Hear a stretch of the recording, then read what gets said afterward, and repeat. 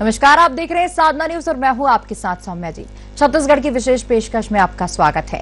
छत्तीसगढ़ में चुनाव की तारीख नजदीक आते ही मुद्दों की बौछार होने लगी है। एक तरफ जहां जनता से जुड़ी योजनाओं में भ्रष्टाचार का आरोप लगाया जा रहा है, तो दूसरी ओर सत्ता पक्ष के लोग जमकर पलटवार भी कर रहे हैं। प्रदेश की सियासत में अब रबड़ी और रेवड़ी की चर्चा शुरू हो गई है। कांग्रेस की राष्ट्रीय प्रवक्ता सुप्रिया श्रीनेत ने केंद्र सरकार और बीजेपी पर सीधे हमला बोला है। सुप्रिया श्रीनेत ने कहा है कि छत्तीसगढ़ में चुनावी माहौल है और फिर एक बार जुमलों का दौर शुरू हो गया है। ये चुनाव रेवड़ी और रबड़ी के बीच में खड़ा हो गया है। हमारे द्वारा जब कोई योजना लाई जाती है तो उसे रेवड़ी बताई जाती है और जो खुद रबड़ी परोस रहे हैं। सुप्रिया श्रीनेत के बयान पर पूर्व मंत्री ब्रजमोहन अग्रवाल ने कहा है कि रबड़ी और रेवड़ी दोनों बांटने से काम नहीं चलेगा।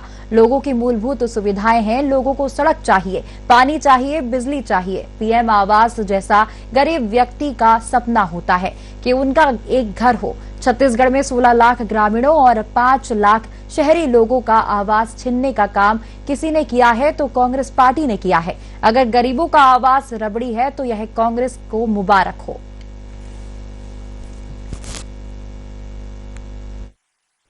आप दलितों, शोषितों, वंचितों, आदिवासियों, किसानों, मजदूरों के लिए काम कीजिएगा तो उसको भारतीय जनता पार्टी और प्रधानमंत्री लोग रेवड़ी बुलाते हैं।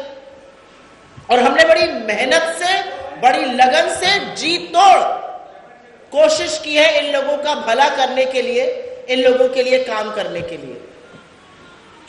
उसको रेवड़ी बुलाया जाता है, लेकिन जो रबड़ी थाली में परोस परोस कर अडानी जी तक पहुंचती है उस पर कोई चर्चा नहीं होती।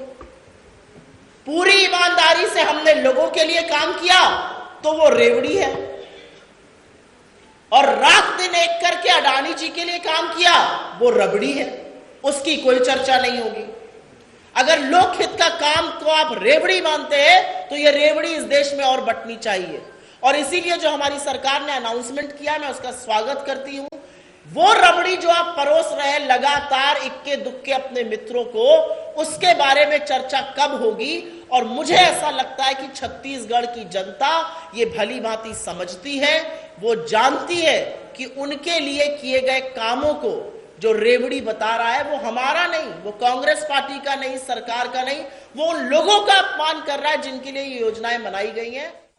हम किसान के कर्जा माफ करता नहीं, मन किधर रेवड़ी बांटा था, मजदूर ला हमारा 7,000 रुपए दे किधर रेवड़ी बांटा था, 35 किलो चावल देते तो रेवड़ी बांटा था, 2 रुपये में गोबर खरीदा था, रेवड़ी बांटा थे, कर्जा माफी करा था, रेवड़ी बांटा थे, 26 से 40 रुपए क्विंटल में धान खरीदा था, रेवड़ी बांटा थे।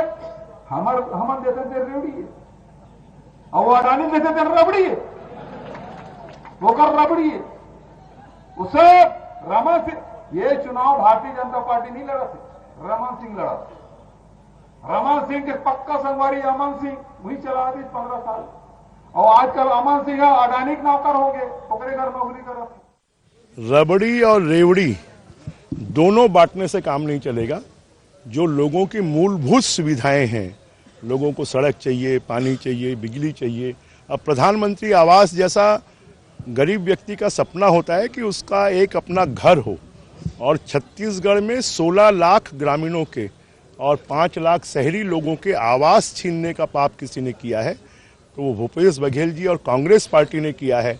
अगर गरीबों का आवास रबड़ी है तो ये कांग्रेस को मुबारक हो कि उनको पीने के लिए पानी, उनको सड़क, उनको अस्पताल, उनको स्कूल, अगर इसको वो रबड़ी मानते हैं, क्योंकि एकमात्र पार्टी भारतीय जनता पार्टी और नरेंद्र मोदी जी के नेतृत्व में ये जाति की राजनीति कर रहे हैं, तुष्टीकरण की राजनीति कर रहे हैं, परंतु बीजेपी जो है वो गरीब कल्याण की राजनीति कर रही है कि गरीबों का जीवन स्तर ऊंचा उठना चाहिए।